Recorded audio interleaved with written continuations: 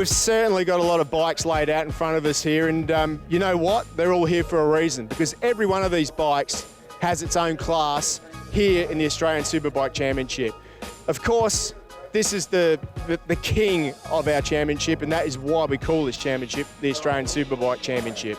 This is, of course, an inline 4-cylinder R1, which races in the Superbike class. Now, there's a few different bikes out there and a few eligible Superbikes. Of course, we've got Mike Jones on his $12.99, which is actually $11.99 Ducati. We've got Honda are involved as well. There's Kawasaki's. Basically, the rules are you've got to fit a fiberglass fairing, small engine modifications, and you can go racing. Put a rear shock in this thing, and that is what a Superbike is.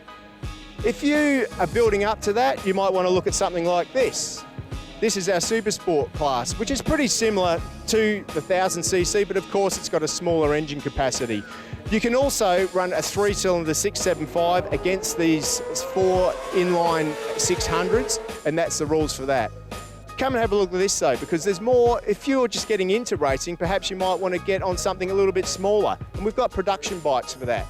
But it's more complicated than that, because we allow lots of different capacities to race together. The way we do that, of course, is we allow things like the KTM 390 race against the Yamaha 320. Now, of course, the KTM is a single cylinder, and this is a twin cylinder, which makes them both fairly competitive.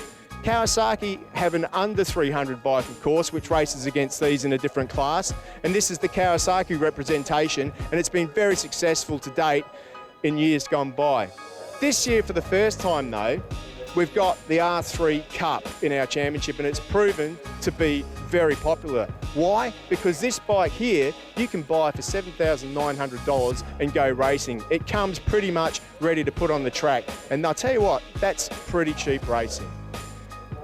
If you've watched TV, you've seen the GP bikes, of course, and in Australia we've got a long heritage with GP, lots of champions. Well, we represent that here too. Of course, this is a Moto3 bike, pretty much the same as what you see on TV racing in the World Championship. So we have those Moto3 bikes that run around in their own class. Incorporated in that class, of course, is the older 125s that ruled the roost before these Moto3 machines. Of course, the reason that we still run 125s is because there's so many of them in sheds scattered around. We want to give everybody a chance here in this championship.